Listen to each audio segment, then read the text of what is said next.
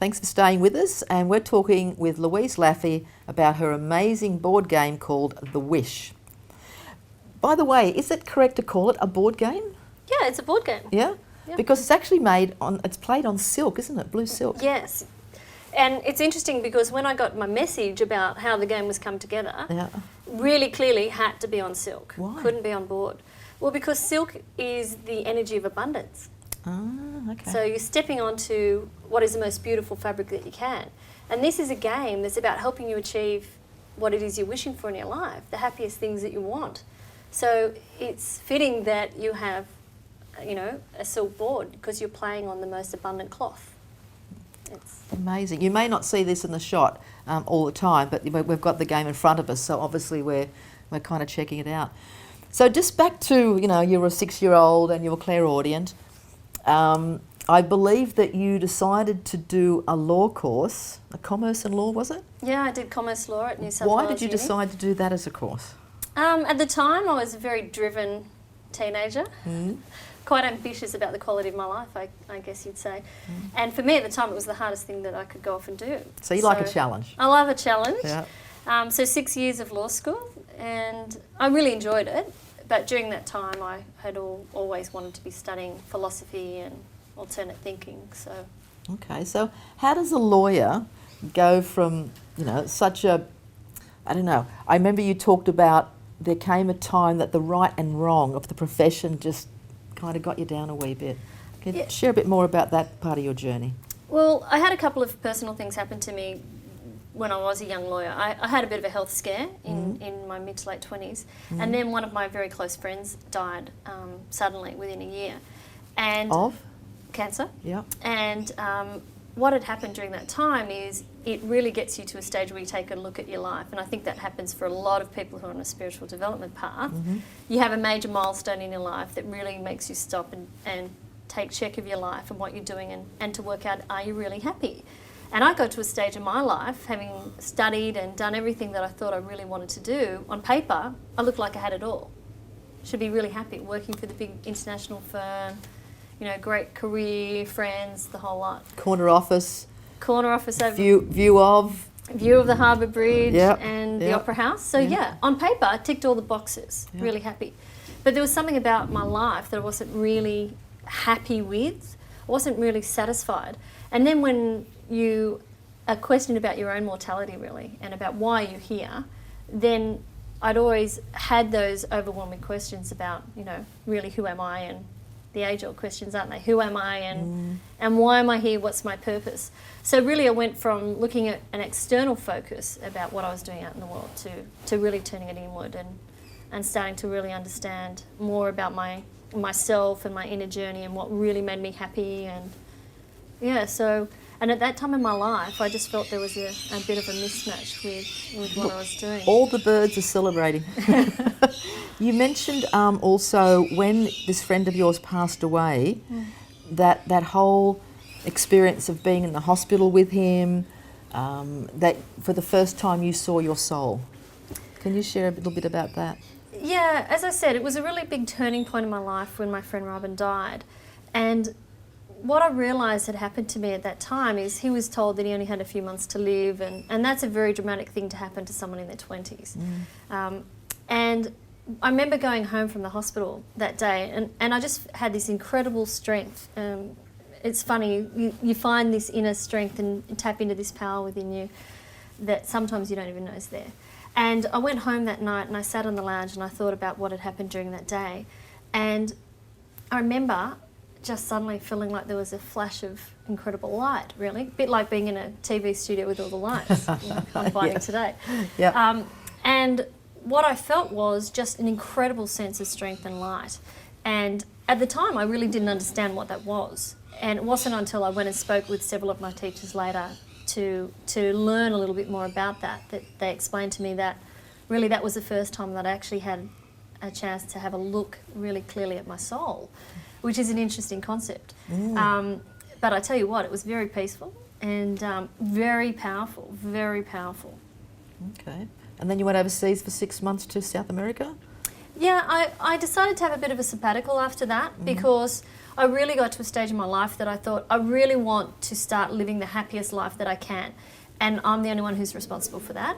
So I made a decision that I needed to go, and I went to South America for 6 months, which was fantastic. And, you know, I started doing things that made me really happy. And, you know, journey of self-discovery when you go away and you travel. And for me, I found it really, really very empowering because it lets you step away from all the barriers and things that are in your life and the way you think you're going to behave. Just so that you can really discover who it is that you are underneath all the social conditioning and what makes you really, really happy as a person and what's going to really fulfill me in my life. Throw off the mask. Yeah, I mean, I think we all go through those stages, don't we, where we go through big spurts of personal growth. And for me, that was a very important time in my life. It really let me take the time out to look at what was most important to me, what was going to make me really happy. Okay. And then you worked for 7 years with one of our major corporations? Yeah, I came back from there, and at the time I decided to go and do a little bit more study as well. And then I moved out of law and into more mainstream commercial management. So yeah, I had junior exec roles in leading corporation, and I did that for about 6 years. So major transactions. And at the same time you're still studying, and you were saying that you were studying with a man who went overseas and learned a whole new modality. What was that? Yeah, look, I studied with a couple of very interesting people who had gone to America to learn what was a very new technique called attractive field technique. And that was all about learning about energy calibration and fields of energy. And it's a combination of like kinesiology and mind energy to understand how the mind, soul and body connection work together. Yeah, so it was a very new modality. And so I did a lot of work with them about energy and really where I fine-tuned a lot of the things that I learned. Okay, so then bringing that in, and you're working, you know, in this more, I guess, responsible job, because you were handling some, you know, some pretty huge money deals, weren't you, as a commercial lawyer? Well, by the time I moved into commercial management, and even in the time that I was a lawyer, I was always responsible for very big portfolios, so multi-million-dollar projects.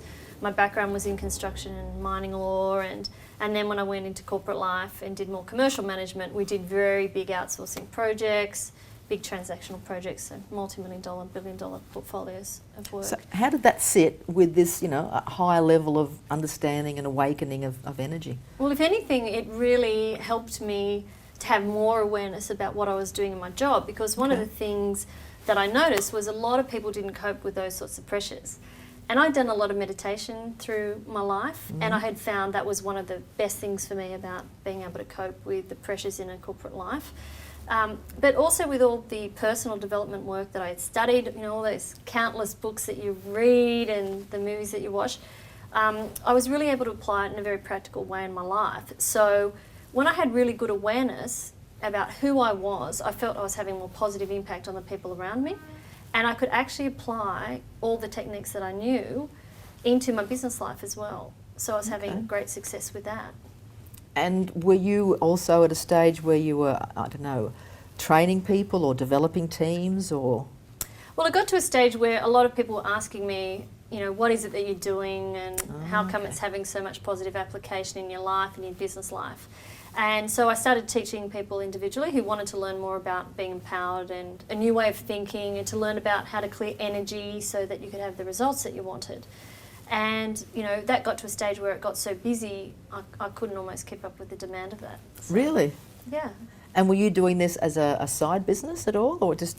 No, it was just personal coaching. It was more a mentoring role. I wasn't doing it as a business per se. Okay. It was just mentoring people and helping them learn some of the techniques that I had learnt as well. Okay. Sharing the knowledge. Sharing the knowledge, as we do. As we do. And then the time came you started having a dream consistently. What was the dream? Yeah, it was funny. A few months before I got the whole messages about the wish, I kept having this amazing dream. I think my friends thought I was a bit strange, but... we won't go there. We won't go there. Yeah, it was just, I kept having this dream about these tidal waves, just constant tidal waves coming towards me on the shore. And I kept swimming towards these waves, these massive waves of, you know, water, which you know, is a bit strange because I'm not an exceptionally good swimmer. But every time I kept thinking I was wanting to get to the water. And the more work that I did, the more that I cleared, suddenly I started off on a plank of wood, I think, and then moved up to a surf ski or something, you know, a little bit more robust. And then got to a stage where I actually could catch these major waves. And I realised that was something about my life purpose, that I was meant to be working with really huge amounts of energy so.